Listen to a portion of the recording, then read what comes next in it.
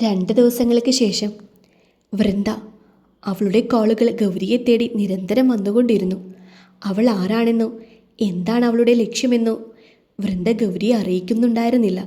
വിളിക്കുമ്പോഴെല്ലാം ദേവൻ്റെ കാര്യങ്ങളാണ് അവൾക്കറിയേണ്ടത്. ഇന്നും പതിവ് പോലെ അവളെ തേടി വൃന്ദയുടെ കോള് വന്നു. ഫോണിലേക്ക് കോള് വരുമ്പോഴെല്ലാം ഗൗരി ഒരു നടുക്കത്തോടെയാണ് അത് എടുക്കാറ്. ഹലോ ഗൗരി. മറുപുറം ഉമിനീര് വിഴുങ്ങുന്ന ശബ്ദം മാത്രമായിരുന്നു കേൾക്കാനുണ്ടായിരുന്നത്. ഗൗരി, എനിക്ക് തന്നെ നേരിലൊന്ന് കാണണം. വന്നാൽ ഒരുപാട് ഉപകാരമായേനെ. ഗൗരി മടിച്ചു നിന്നില്ല. അവളുടെ ചോദ്യം ഉന്നയിച്ചു. ആർക്കാണ് ഉപകാരം? എനിക്കോ തനിക്കോ? 2 പേർക്കും. വരാൻ ഇയാൾ തയ്യാറാണോ? ആരാണെന്നറിയാൻ അതിയായ ആഗ്രഹം കൊണ്ട് ഗൗരി പറഞ്ഞു. ശരി, ഞാൻ വരാം. എങ്കിൽ ഞാൻ ലൊക്കേഷൻ അയക്കാം. വൃന്ദ അവർക്ക് കണ്ടുമുട്ടേണ്ട ലൊക്കേഷൻ ഗൗരിക്ക് അയച്ചു കൊടുത്തു, കൂടെ കാണേണ്ട ടൈമും.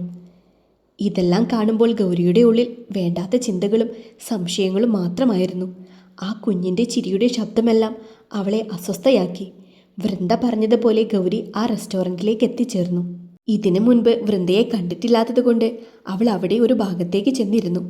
പെട്ടെന്നാണ് അവളുടെ അടുത്തേക്കൊരു പെണ്ണ് വന്ന് നിന്നത്. അവൾക്ക് വെള്ളാരം കണ്ണുകളായിരുന്നു. മുടിയുടെ അറ്റം ഗോൾഡൻ കളർ ചെയ്തിട്ടുണ്ട്. മുട്ടിനു മുകളിൽ വസ്ത്രം ധരിച്ച ഒരു സുന്ദരി പെൺകുട്ടി. അവളെ തന്നെ കണ്ണുകൾ കുറുക്കിക്കൊണ്ട് ഗൗരി നോക്കി നിന്നു. ഹായ് ഗൗരി, ഞാൻ വൃന്ദ. ഗൗരിയുടെ ഹൃദയമിടിപ്പ് വളരെ ഉയർന്ന നിലയിലായി. എന്തൊക്കെ വന്നാലും ഇവൾ ആരാണെന്ന് അറിയണമെന്ന വാശി ഗൗരിയെ തളരാൻ അനുവദിച്ചില്ല. വൃന്ദ അവൾക്ക് നേരെയുള്ള സീറ്റിലേക്കിരുന്നു. ഫോണിലൂടെ സംസാരിച്ചപ്പോൾ വിചാരിച്ചത് ഏതോ നാട്ടിൻപുറത്തുകാരിയാണെന്നാണ്. എന്നാൽ ഇത് നന്നേ പരിഷ്കാരിയാണെന്ന് ഗൗരി ഓർത്തു. കാണാൻ ഭംഗിയുണ്ട്. ആരെയും വശീകരിക്കാൻ പറ്റിയ വെള്ളാരം കണ്ണുകളാണ് അവളുടേത്. ഗൗരി അവളെ തന്നെ നോക്കിയിരുന്നു. ഹേയ് ഗൗരി. വിരൽ ഞൊടിച്ചുകൊണ്ട് സ്വപ്നലോകത്ത് നിന്നും വൃന്ദ അവളെ ഉണർത്തി. ഒരു ഞെട്ടലിൽ നിന്ന് ഉണർന്ന ഗൗരി പിന്നീടൊരു കുഞ്ഞിൻ്റെ വിളിയാണ് കേട്ടത്. മമ്മി. കൊഞ്ചിക്കൊണ്ട് വൃന്ദയുടെ അടുത്തേക്ക് നടന്നു വന്ന് ആ മാലാക. ഇത്? ഗൗരി ചോദിച്ചു. എൻ്റെ മോളാണ് അമയ. മമ്മി? അമയാദേവ് എന്നല്ലേ മുഴുവൻ പേര്? ആ കുഞ്ഞി മാലാക ചോദിച്ചതും ഗൗരി ഒന്ന് നടുങ്ങി. അവളുടെ സംശയം നിറഞ്ഞ നോട്ടം കണ്ടെന്നോണം വൃന്ദ പറഞ്ഞു. ഗൗരി, ഞാനൊന്നും വളച്ചൊടിക്കുന്നില്ല. കാര്യമായി തന്നെ നമുക്ക് സംസാരത്തിലേക്ക് നീങ്ങാം. ഗൗരി അത് കേൾക്കാൻ തന്നെയാണ് കാത്തിരിക്കുന്നതും. ഗൗരി, എൻ്റെ മകൾ ഇതുവരെ അവളുടെ ഡാഡിയെ കണ്ടിട്ടില്ല. ഞാൻ ഒരുപാട് തിരിഞ്ഞെങ്കിലും എനിക്ക് അവനിലേക്ക് എത്താനായില്ല. എത്തിയപ്പോൾ ആവട്ടെ അവൻ്റെ വിവാഹം കഴിഞ്ഞു എന്നാണ് അറിഞ്ഞത്. പക്ഷേ എൻ്റെ മകൾക്ക് അവളുടെ ഡാഡിയെ വേണം. വരണ്ട ചുണ്ടുകൾ നനവുകൊണ്ട് നാവുകൊണ്ട് നനച്ച് ഗൗരി അമ്മയെ നോക്കി. ആൻറ്റി, എനിക്കെൻ്റെ ഡാഡിയെ തരില്ലേ ആൻറ്റി? വൃന്ദ, നിങ്ങൾ പറയുന്നത് എനിക്ക് വ്യക്തമല്ല. പറ, ആരാണ് ഈ മോളുടെ അച്ഛൻ? ഇനിയും മനസ്സിലാവാത്തതാണോ? അതോ മനസ്സിലായിട്ടും അറിയാത്തതുപോലെ അഭിനയിക്കുവാണോ? വൃന്ദ, എന്തേലും പറയാനുണ്ടെങ്കിൽ നേരെ പറ. അറിയാതെയാണേലും ഗൗരിയുടെ ശബ്ദമുയർന്നു. പേടിച്ചെന്നോണം അമ്മയെ വൃന്ദയെ കെട്ടിപ്പിടിച്ചു ഭയത്തോടെ ഗൗരിയെ നോക്കി. തെളിയിച്ചു പറയണമല്ലേ? നിന്റെ കൂടെ നിന്റെ എല്ലാമായി നടക്കുന്ന ദേവനാണ് എൻ്റെ മകളുടെ അച്ഛൻ. അത് കേട്ടതും ഭൂമി പിളർന്ന് താഴേക്ക് പോകുകയാണെന്ന് ഗൗരിക്ക് തോന്നിപ്പോയി. മമ്മി, അപ്പോൾ ഈ ആൻറ്റിയാണോ എൻ്റെ ഡാഡിയെ എന്നിൽ നിന്നും തട്ടിയെടുത്തത്? അയ്യോ മോളെ, ആൻറ്റി അങ്ങനെയൊന്നും ചെയ്തിട്ടില്ല. ഗൗരി ആ മോളെ അവളോട് ചേർത്ത് പിടിച്ചുകൊണ്ട് പൊട്ടിക്കരഞ്ഞു. ആൻറ്റി, എങ്കിൽ ആൻറ്റി എൻ്റെ ഡാഡിയെ എനിക്ക് തിരിച്ചു തരുമോ? അമ്മുമോൾക്ക് ഡാഡിയെ വേണം, പ്ലീസ് ആൻറ്റി. ആ കുഞ്ഞു മാലാകയുടെ സംസാരം അവളുടെ ഹൃദയത്തെ വല്ലാതെ വേദനിപ്പിച്ചു. അപ്പോഴും ഒരു സംശയം അവളിൽ തന്നെ നിന്നു. ഇതുവരെ വൃന്ദ എന്ന പേര് പോലും ഗൗരി ദേവനിൽ നിന്നും കേട്ടിട്ടില്ല. അനന്യയെപ്പറ്റി മാത്രമേ ഗൗരിക്കറിയൂ. ഇങ്ങനെയൊരു ബന്ധം. പെട്ടെന്ന് അമ്മയ വീണ്ടും ചോദ്യങ്ങൾ ചോദിച്ചു. ആൻറ്റി, എൻ്റെ ഡാഡിയെ തിരിച്ചു തരില്ലേ പ്ലീസ്?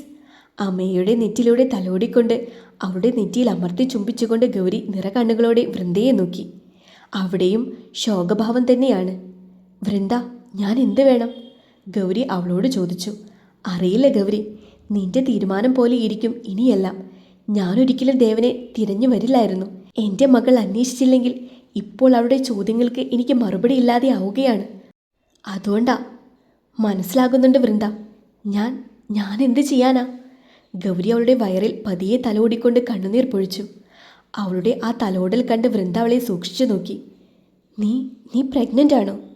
അതെ, ഞാൻ 3 മാസം ഗർഭിണിയാണ്. വൃന്ദയ്ക്ക് പറയാൻ തിരിച്ചു മറുപടികളൊന്നും ഉണ്ടായിരുന്നില്ല. വൃന്ദ, ഞാൻ പോവുകയാണ്. അതും പറഞ്ഞുകൊണ്ട് നിറകണ്ണുകളോടെ ഗൗരി ഇറങ്ങാനൊരുങ്ങി. പെട്ടെന്നാണ് അവളുടെ ഷോളിൽ ഒരു പിടി വീണത്. ആൻറ്റി, ഞാനും വരട്ടെ? അമ്മുവിൻ്റെ ചോദ്യം അവളെ വല്ലാതെ ഉലച്ചു കളഞ്ഞു. അവൾ വൃന്ദയെ നോക്കി. വേണ്ട മോളെ, നമുക്ക് നമ്മുടെ ഫ്ലാറ്റിലേക്ക് പോകാം, വൃന്ദ പറഞ്ഞു. ഇല്ല, എനിക്ക് ഡാഡിയെ കാണണം. മോളെ, വാശി പിടിക്കല്ലേ. ഇല്ല, ഞാൻ പോകും.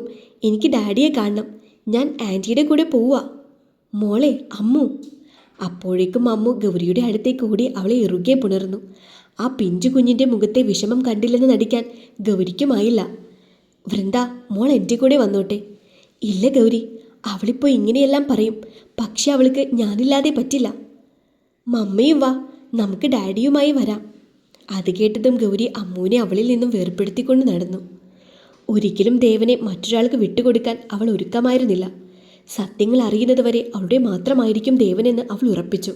അമ്മുവിൻ്റെ ഉച്ചത്തിലുള്ള അലർച്ച ഗൗരിയുടെ കാതുകളെ കീറി മുറിക്കുന്നത് പോലെ അവൾക്ക് തോന്നി. കാറിൻ്റെ അടുത്തേക്ക് എത്തിയതും ഗൗരി അപ്പോഴാണ് അവളുടെ ബാഗ് അവിടെ വെച്ച് മറന്നു എന്ന് ഓർത്തത്. തിരികെ ചെല്ലുമ്പോൾ അമ്മയെ അവിടെ ഉണ്ടാവരുത് എന്ന ചിന്ത മാത്രമായിരുന്നു ഗൗരിക്ക്. ആ പിഞ്ചു കുഞ്ഞിൻ്റെ അച്ഛനെ പിടിച്ചു വെച്ചിരിക്കുന്ന ആൻറ്റിയാണിപ്പോൾ ഗൗരി. തിരികെ അങ്ങോട്ടേക്ക് ചെല്ലുമ്പോൾ അമ്മയ അവിടെ കിടന്ന് കരയുകയായിരുന്നു. എണീക്കമ്മയാ, നിനക്ക് ഡാഡിയില്ല. നിന്റെ ഡാഡി മരിച്ചുപോയി. ഇങ്ങ് എഴുന്നേറ്റ് വാ, നീ എൻ്റെ കയ്യിൽ നിന്നും അടി വാങ്ങും. ഇല്ല, ഞാൻ വരില്ല. എനിക്കെൻ്റെ ഡാഡിയെ വേണം. അമ്മയെ ശകാരിച്ചുകൊണ്ട് വൃന്ദ അവിടെ ഉണ്ടായിരുന്നു. ഗൗരിയെ കണ്ടതും അമ്മയെ അവളുടെ അടുത്തേക്ക് തിരിഞ്ഞോടി. ആൻറ്റി, ആൻറ്റി, ഞാനും വരട്ടെ പ്ലീസ്. അമ്മയ. പിന്നിൽ നിന്നും ഉച്ചത്തിൽ വൃന്ദയുടെ ശബ്ദം ഉയർന്നതും അമ്മയ ഭയന്നുകൊണ്ട് ഗൗരിയുടെ പിന്നിൽ ഒളിച്ചു. അവളെ അടിക്കാനൊരുങ്ങുന്ന വൃന്ദയെ കൈകൾ തടഞ്ഞുകൊണ്ട് ഗൗരി പറഞ്ഞു, നിങ്ങൾ 2 പേർക്കും ഞങ്ങളുടെ വീട്ടിലേക്ക് വരാം. കുഞ്ഞിൻ്റെ ആഗ്രഹം പോലെ അവൾ ഡാഡിയെ കാണട്ടെ. അത് കഴിഞ്ഞ് നിങ്ങൾക്ക് പോകാം. മമ്മി, പ്ലീസ് മമ്മി, ഡാഡിയുടെ അടുത്ത് പോവാം. വൃന്ദ, ഇനിയൊന്നും പറയരുത്. കുറച്ച് ദിവസം. താൻ പറഞ്ഞതിൽ സത്യമുണ്ടെങ്കിൽ അവൾക്ക് അവളുടെ ഡാഡിയെ കാണാനുള്ള അവകാശമുണ്ട്. അത് തടയാൻ ആർക്കുമാവില്ല. പിന്നീട് ഒരു വാദപ്രതിവാദം നടത്താൻ നിൽക്കാതെ ഗൗരി അവളുടെ ബാഗുമെടുത്ത് അമ്മയുടെ കൈയും പിടിച്ചുകൊണ്ട് കാറിനടുത്തേക്ക് നടന്നു. താനിനി ഒന്നും പറഞ്ഞിട്ട് കാര്യമില്ല എന്ന് മനസ്സിലാക്കിയ വൃന്ദയും അവരെ പിന്തുടർന്നു. കാറിൽ കയറി യാത്ര പകുതിയിലെത്തിയപ്പോൾ വൃന്ദ ഗൗരിയോടായി ചോദിച്ചു, പിന്നീട് എപ്പോഴെങ്കിലും തനിക്കിത് വേണ്ട എന്ന് തോന്നിയാൽ? അമ്മയുടെ അച്ഛൻ ദേവനാണെങ്കിൽ എനിക്ക് തോന്നില്ല, അവൾ പറഞ്ഞു. അമ്മയുടെ അച്ഛൻ മാത്രമല്ല, എൻ്റെ. അത്രയും പറഞ്ഞുകൊണ്ട് വൃന്ദ നിർത്തി. ഒരു കത്തുന്ന നോട്ടം ഗൗരി അവളിലേക്ക് പായിച്ചു. മുന്നിലുള്ള എന്തിനേയും കത്തിച്ചാമ്പലാക്കാൻ കെൽപ്പുള്ളൊരു നോട്ടം. അധികം വൈകാതെ അവർ മാൻഷനിലെത്തിച്ചേർന്നു. അകത്തേക്ക് കയറും മുന്നേ വൃന്ദയും അമ്മയെയും അങ്ങനെ അത് നോക്കി നിന്നു. മമ്മി, ഇതാണോ ഡാഡിയുടെ വീട്? അതെ, വൃന്ദ പറഞ്ഞു. അകത്തേക്ക് വാ. കയറും മുന്നേ വൃന്ദ മോളോട് ചില കാര്യങ്ങൾ പറഞ്ഞു കൊടുത്തു. മറ്റാരും തൻ്റെ ഡാഡി ദേവനാണെന്ന് അറിയരുത് എന്ന രഹസ്യം. ഗൗരി, താൻ എന്ത് പറഞ്ഞാൽ ഞങ്ങളെ അകത്തുള്ളവർക്ക് പരിചയപ്പെടുത്തുക? വൃന്ദയുടെ ചോദ്യം കേട്ട് ഗൗരി തിരിഞ്ഞു നോക്കി. ശേഷം അകത്തേക്ക് കയറി. മധുചേട്ടാ, മധുചേട്ടാ. ഗൗരി അകത്തേക്ക് നോക്കി ഉച്ചത്തിൽ വിളിച്ചു. മധുവും മറ്റു 2 പണിക്കാരും അങ്ങോട്ടേക്ക് വന്നു. എന്താ ഗൗരി മോളെ? ദാ, ഇവർ നമുക്ക് വേണ്ടപ്പെട്ട ഗസ്റ്റുകളാണ്. ഇവർക്ക് നമ്മുടെ മെയിൻ ഗസ്റ്റ് റൂം കാണിച്ചു കൊടുക്കും മധുചേട്ടാ. ഓഹ്, ആയിക്കോട്ടെ മോളെ, വരൂ മാഡം. മധു മര്യാദയോടെ അവരെ അകത്തേക്ക് ക്ഷണിച്ചു. അവരെയൊന്ന് തിരിഞ്ഞു പോലും നോക്കാതെ ഗൗരി മുകളിലേക്കുള്ള കോണിപ്പടികൾ കയറി. റൂമിലെത്തിയതും അമ്മയെ വൃന്ദയെ നോക്കി. മമ്മി, നമ്മളെപ്പോഴാ ഡാഡിയെ കാണുക? ഡാഡി വരും മോളൂ, മോള് ചെന്ന് ഫ്രഷ് ആവ്. പക്ഷെ മമ്മി, എനിക്ക് നല്ല ഡ്രസ്സില്ലല്ലോ. അങ്ങോട്ടേക്ക് മറ്റൊരു പണിക്കാരൻ വന്നുകൊണ്ട് കയ്യിലെ കുറച്ച് സാധനങ്ങൾ അവിടെ വെച്ചു. മാഡം, ഇത് വരുന്ന ഗസ്റ്റുകൾക്ക് വേണ്ടി വാങ്ങിവെച്ചിരുന്നതാണ്. മോൾക്ക് പറ്റിയതും ഇതിലുണ്ട്. അതിൽ വസ്ത്രങ്ങളായിരുന്നു. അല്പനേരത്തിന് ശേഷം ഗൗരിയും നന്ദിനിയും ദേവികയും ഹാളിൽ ഇരിക്കുന്നുണ്ട്. ദേവികയും നന്ദിനിയും വാതോരാതെ സംസാരിക്കുന്നു. അപ്പോഴാണ് ഗൗരിയുടെ മുഖത്തെ വിഷമം അവർ ശ്രദ്ധിച്ചത്. അത് ചോദിക്കാൻ തുനിയുമ്പോഴേക്കും അങ്ങോട്ടേക്ക് വൃന്ദയും അമ്മയെയും എത്തിച്ചേർന്നു. അവരെ കണ്ടതും ദേവികയും നന്ദിനിയും ഞെട്ടി. ഇവരാരാ? ഇരുവരും എഴുന്നേറ്റ് അവരെ നോക്കി.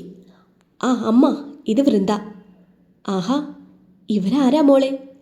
ഇതമ്മ നമ്മുടെ ദേവൻ്റെ ഫ്രണ്ടും മകളുമാണ്. ഓഹ്, ആണോ? ഞങ്ങൾ ഇപ്പോഴാ കണ്ടത്. വന്നെന്ന് ആരും പറഞ്ഞതുമില്ല. ഇരിക്കും മോളെ. ദേവിക അവരെ അടുത്തേക്കിരുത്തി. ആ സുന്ദരി മോളുടെ പേരെന്താ? എൻ്റെ പേര് അമയാ ദേവ്.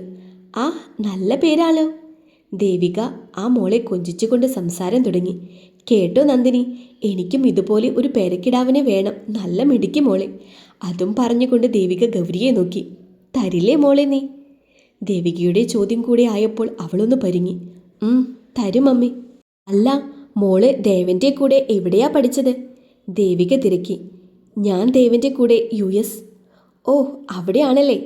മോളിപ്പോൾ എന്ത് ചെയ്യാ? ഞാൻ ഡോക്ടറാണ്. ഇപ്പോൾ മോളെ നോക്കി വീട്ടിലിരിക്കുന്നു. ഓ ആണല്ലേ. മോളുടെ ഡാഡി എന്ത് ചെയ്യുന്നു? അത് പിന്നെ ഡാഡി ബിസിനസ്മാനാണ്. ആണോ? നമ്മുടെ ദേവൻ്റെ പോലെയാണോ? ദേവിക ചോദിച്ചു. അതെ, എൻ്റെ ഡാഡി ദേവൻ തന്നെയാ. അത് കേട്ടതും ഗൗരി ഞെട്ടലിൽ വൃന്ദയെ നോക്കി. ദേവികയും നന്ദിനിയും ഞെട്ടി. അത് പിന്നെ മോള് പറഞ്ഞത് ദേവൻ്റെ പോലെയാണെന്നാണ്. ദേവനും ബിസിനസ്മാൻ ആണല്ലോ. ഓ അങ്ങനെയല്ലേ.